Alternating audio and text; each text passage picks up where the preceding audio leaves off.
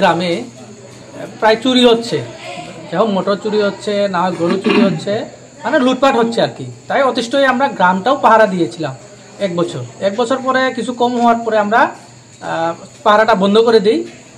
তারপরে এই কয়েকদিন মানে বিগত এক সপ্তাহ থেকে 2 সপ্তাহ হবে, এই কারো ঘরের থেকে আপনার সুপারি চুরি হয়, গরু চুরি হয় এবং বাইরের যে আসবাবপত্র জিনিসগুলো সব চুরি হয়, যার কারণে আমরা গ্রামের মানুষ অতিষ্ঠ। এরপরে সন্ধ্যার সময় আমরা ঘুমাতে হই না, আমরা রাত্রে প্রায় 3টা অবধি পাহারা দিতে লাগে, নিজ ঘর পাহারা দিতে লাগে, না হয় গ্রাম পাহারা দিতে লাগে। আজকে হঠাৎ করে ওদের 4 থেকে 5 জন ছিল বোধহয়, আমার যতটুকু জানা, আমাদের বড় দাদারা বলেছেন যে তাদের 4 থেকে 5 জন আছে, একজন বাইক নিয়ে পালিয়ে গেছে, তাদেরকে 4 জনকে ধরে ফেলেছে। ধরার পরে ওনাদের হাতে বলে কি বললো বন্দুক ছিল।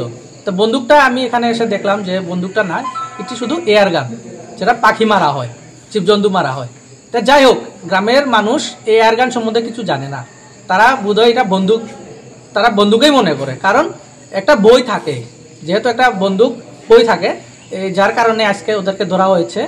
ধরার পরে কি হয়েছে সেটা আমি বলতে পারবো না, কিছু মানে হাতাপাই হয়েছে। এরপরে আমি হসপিটালে আসলাম, দেখলাম যে এখানে তারা সিরিয়াস কন্ডিশনে আছে। এটাই ওরা কি মূলত কি কারণে ঠিক বলতে পারবো না, কারণ আমার চিন্তাধারা, কেননা এই গ্রামের মানে পরিবেশটা একটু সাংঘাতিক পজিশনে আছে। তার স্বাভাবিক গ্রামের মানুষ এখনো অতিষ্ঠ হয়ে আছে, কারণ প্রত্যেক ঘরে একদিন না হয় একদিন পরেই চুরি হচ্ছে, যার কারণে গ্রামের মানুষ সন্ধ্যা থেকেই পাহারা দেয়। কারণ কোনো মানুষ যদি আসবাবে ধরে ফেলে অচেনা লোক, তার আমার প্রশ্ন হচ্ছে তারা যে এই রাত্রেবেলা এখানে আসার তো কোনো প্রয়োজন নেই, কারণ এখন 10টার সময়, এখানে আসার কোনো প্রয়োজন নেই। না, আমরা তো সঠিক চিনি না, আমি একজনকে দেখেছি, ওকে আমি একটু চিনেছি, ওনার বোধহয় বাড়ি উত্তরাঞ্চলের ইসবপুর সাইডে, ওনে যুগালি করে, আমি জানে দেখেছি আর কি। তো বাকিদেরকে আমি চিনতে পারিনি, বাকিদের তো প্রশাসন আসে, প্রশাসন ওদেরকে অ্যাড্রেসটা বের করে নেবে।